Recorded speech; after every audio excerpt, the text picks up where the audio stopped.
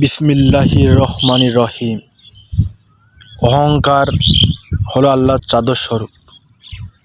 পৃথিবীতে যদি কোনো মানুষ অহংকার করে তাহলে সে আল্লাহর চাদর নিয়ে টানাটানি করে। কারণ একমাত্র আল্লাহ সুবহানাহু ওয়া তাআলা ছাড়া পৃথিবীতে কেউ অহংকার করতে পারবে না। কারণ আল্লাহ সুবহানাহু ওয়া তাআলা হলেন স্বয়ংসম্পূর্ণ, তিনি কারো মুখাপেক্ষী নন, বরং পৃথিবীর সকল মানুষ তার মুখাপেক্ষী।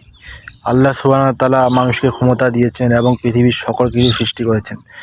আল্লাহ সুবহানাহু ওয়া তাআলা মানুষকে ক্ষমতা থেকে নামাতেও পারেন। তিনি ফেরাউনকে যেমন ক্ষমতা দিয়েছিলেন এমনকি তিনি ফেরাউনকে ধ্বংসও করেছিলেন। আল্লাহ সুবহানাহু ওয়া তাআলা নমরুদকে ক্ষমতা দিয়েছিলেন এবং মশা দ্বারা তাকে ধ্বংস করেছিলেন। আল্লাহ সুবহানাহু ওয়া তাআলা কারুনকে অনেক সম্পদের মালিক করেছিলেন।